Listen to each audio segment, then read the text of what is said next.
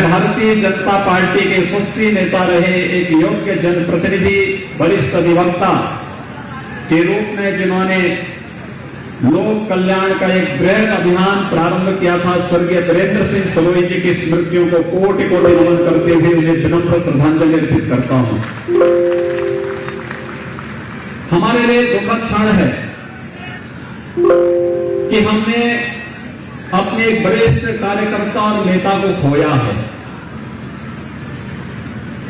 स्वाभाविक रूप से इस बुलंदशहर के विकास के लिए उनके अनेक सपने थे और उन्हें साकार एक एक करके वे करते जा रहे थे। मुझे याद है जब भी मेडिकल पर जहां पर किसी समस्या या कोई भी विकास से जुड़ी हुई योजना की बात आती थी, सिरोही जी के साथ यहाँ के माननीय सांसद, सभी माननीय विधायकगण एकजुट होकर के बुलंदशहर की एकता का प्रतिनिधित्व करते हुए आते थे और कहते थे बुलंदशहर को ये चीज चाहिए, और सरकार पूरी मजबूती के साथ उनके कदम से कदम मिलाकर के चलती थी और विकास की योजनाएं बुलंदशहर जनपद के लिए स्वीकृत होती हुई दिखाई देती थी।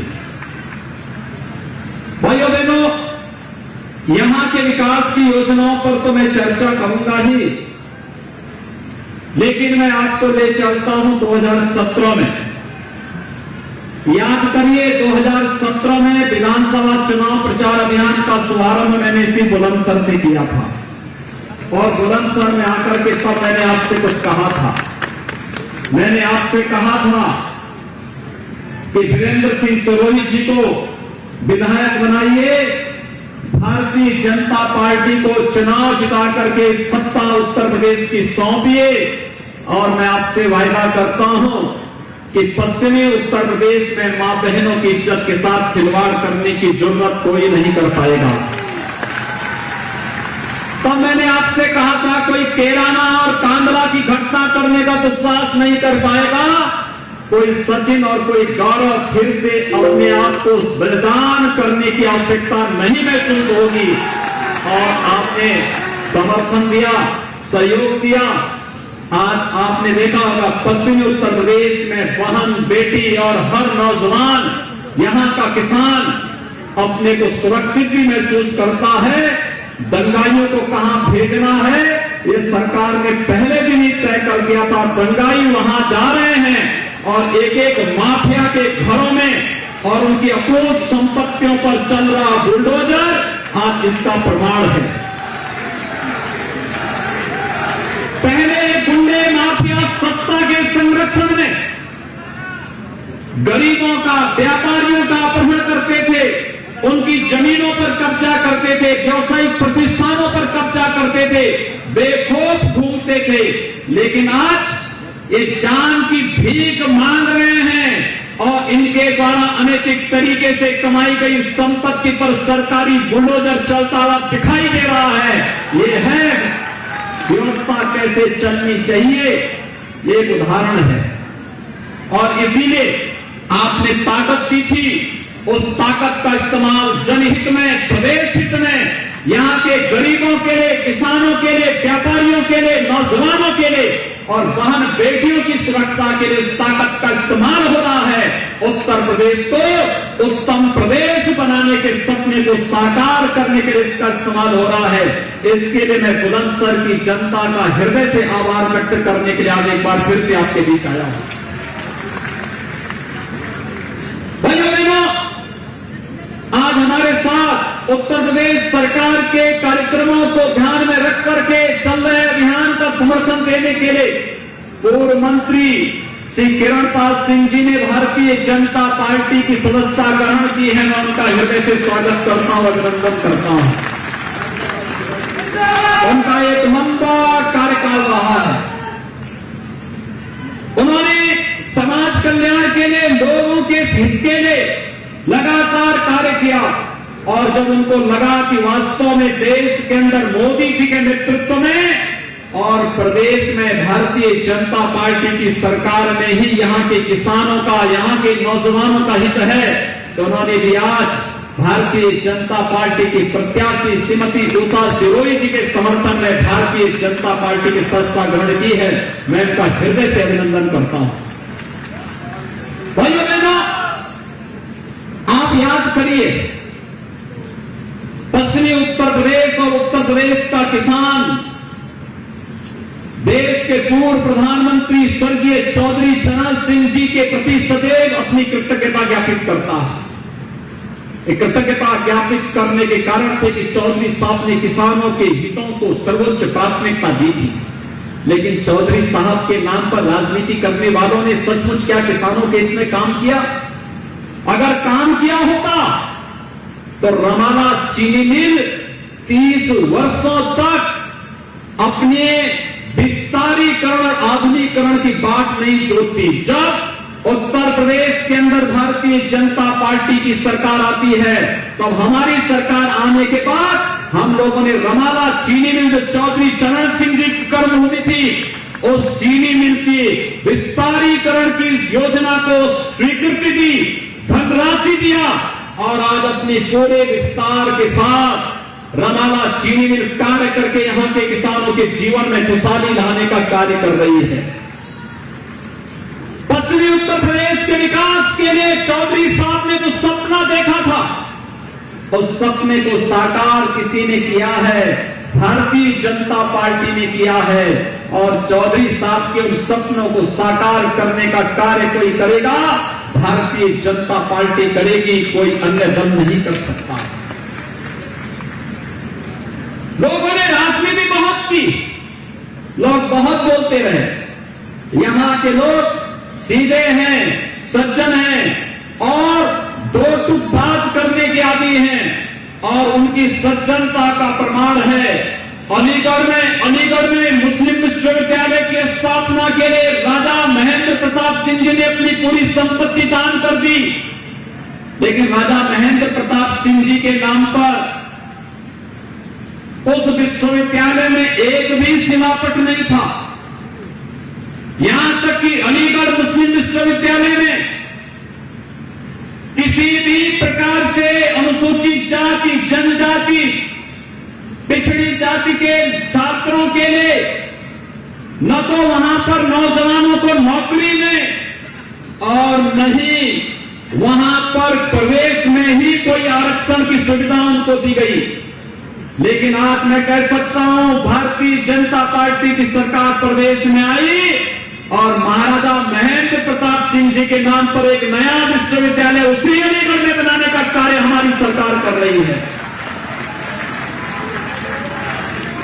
जो लोग जातिवाद की राजनीति करते हैं, इनको आईना दिखाइए और बोलिए इनको कि तुम्हारा जातिवाद यहां पश्चिमी उत्तर प्रदेश को माफियाओं के चंगुल में धकेलने के लिए, किराना और कांधला से व्यापारियों को पलायन करने के लिए और मुजफ्फरनगर में दंगों की श्रृंखला को खड़ा करके किसी सचिन और किसी गौरव को, किसी निर्दोष सचिन और गौरव को निर्दोष मरवाने के लिए तुम्हारी जातिवाद के नारे होते हैं।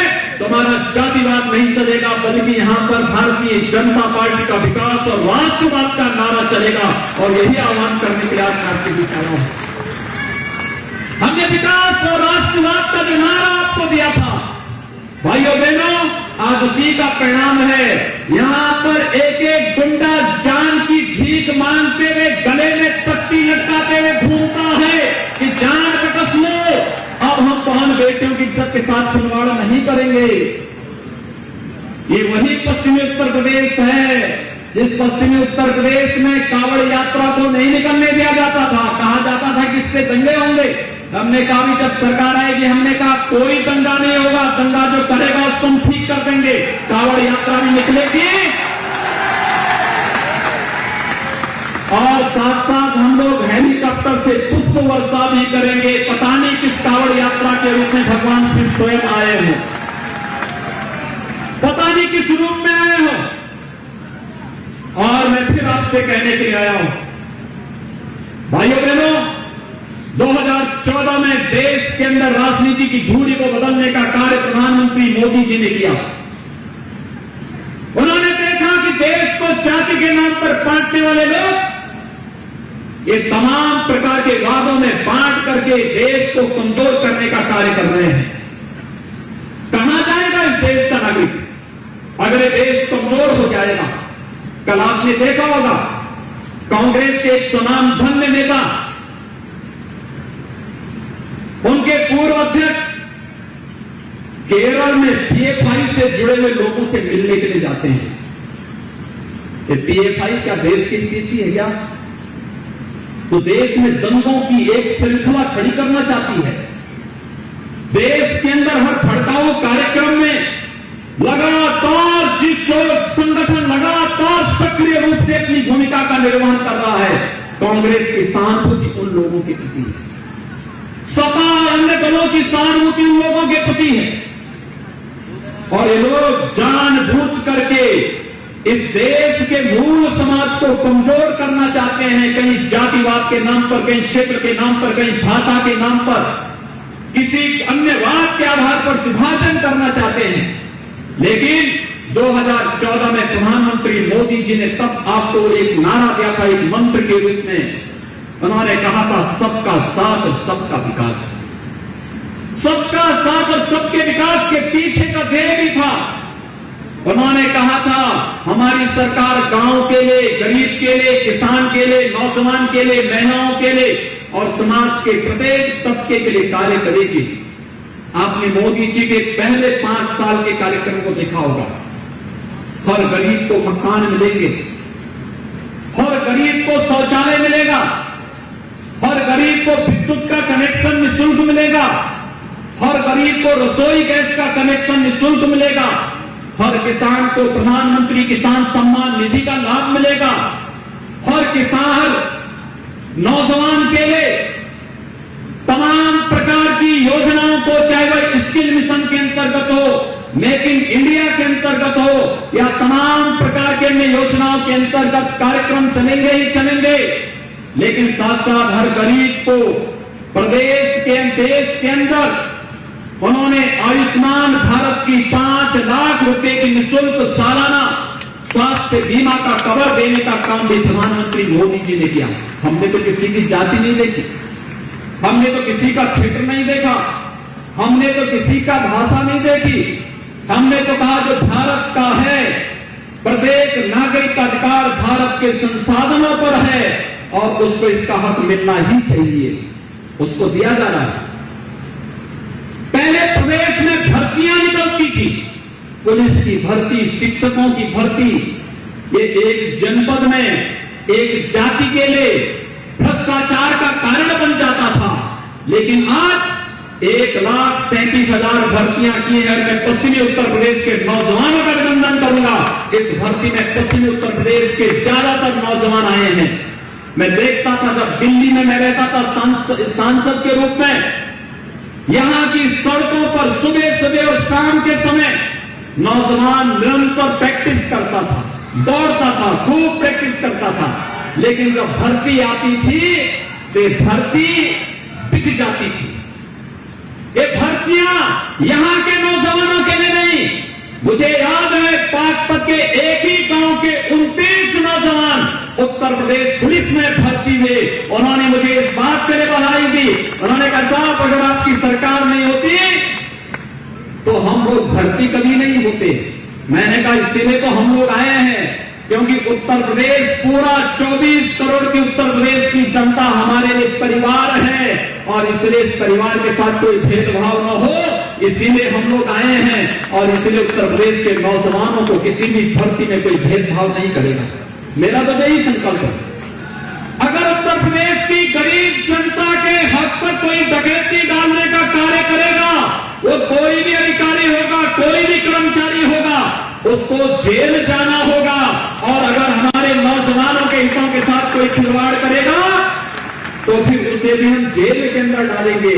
और कोई गुंडा और माफिया कहीं पर सिर चढ़ करके बोल करके अनावश्यक रूप से किसी गरीब को, किसी व्यापारी को, किसी किसान को परेशान करेगा तो उसको वहीं भेजेंगे जहां पर राम नाम सत्य के अलावा कोई और दूसरा नारा होगा ही नहीं।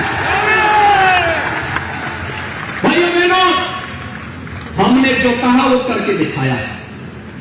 2017 में और 2019 में जब हम लोग आए थे तब आपने कहा था,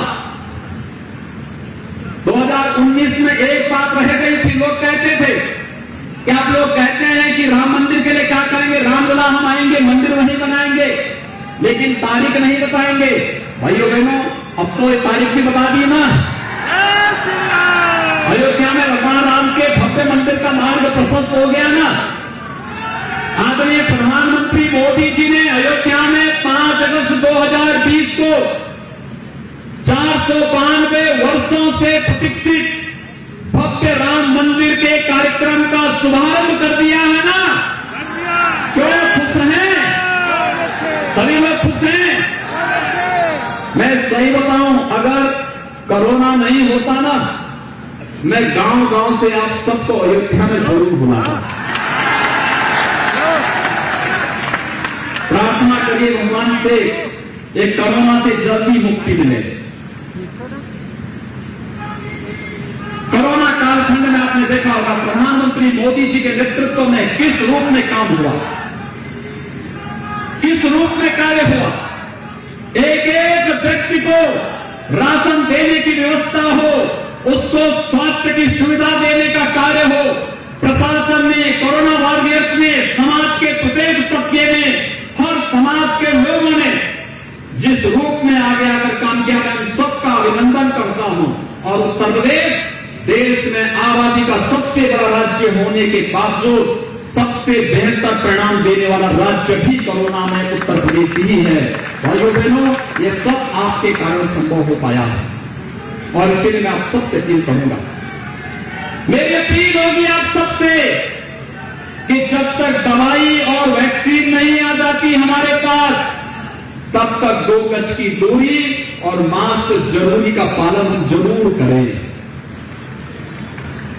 स्वर्गीय वीरेंद्र सिंह सिरोही जी आपके नेता थे, बहुत वरिष्ठ कार्यकर्ता थे, पूरा जीवन समाज के लिए, पार्टी के लिए समर्पित कर दिया।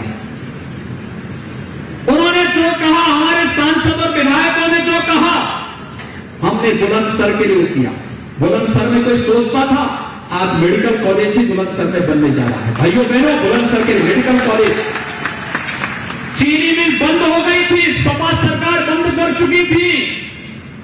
चीनी मिल की शुरुआत श्री सुरेश राणा जी ने सिरोही जी के और यहां के माननीय सांसद और विधायकों के कहने पर प्रारंभ कर दी है।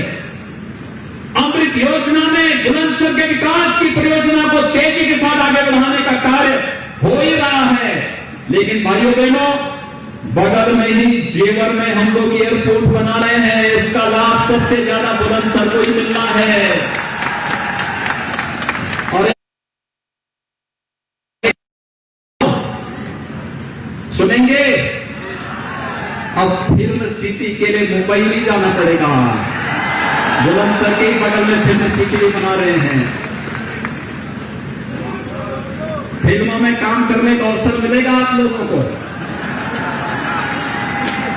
मैं तो यहाँ के सांसद भोला सिंह जी को बोल रहा हूं कि भाई देखो, जनता की सेवा करो, फिल्मों के चक्कर में मत पड़ना भी।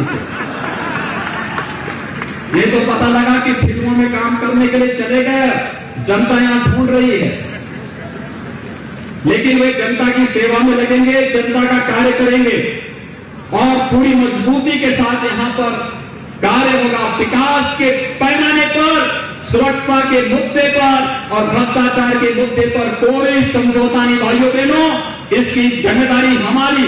आप भारतीय जनता पार्टी को चुनाव जिता करके भेजिए, यही अपील करने के लिए मैं आपके बीच आया हूं। और भाइयों बहनों, श्रीमती उषा सिरोही जी को भारतीय जनता पार्टी ने अपना प्रत्याशी बनाया है। उन्हें भारी बहुमत से चुनाव जिता करके भेजेंगे। दोनों हाथ उठा करके मेरे सामने बताइए। देखिए, कोविड-19 के बावजूद मैंने तो कहा था कि भाई 2000 से ज्यादा लोग नहीं आएंगे। आप लोग यहां 30,000 की संख्या में आ गए। लेकिन मैं सबसे अपील करूंगा, जो 30,000 की यहां पर कार्यकर्ताओं की और जनता जनार्दन का जो स्नेह हमें यहां पर मिल रहा है, आप सबसे मेरी अपील होगी, आपके पास स्मार्टफोन होगा और आप सभी भारतीय जनता पार्टी के कार्यकर्ताओं के साथ लग करके घर घर जाकर के 2 गज की दूरी का पालन करते हुए, मास्क जरूरी है इसका पालन करते हुए, 3 नवंबर को होने वाले चुनाव में श्रीमती उषा सिरोही जी को भारी बहुमत से कमल चुनाव चिन्ह के साथ चुनाव जिता करके देखिए और विकास और सुरक्षा की गारंटी हमारे ऊपर छोड़ दीजिए। बस यही अपील करते हुए मैं वाणी को देता हूं विराम। जय जय श्री राम, जय जय श्री राम, जय जय श्री राम, जय जय श्री राम। मैं माननीय सांसद भोला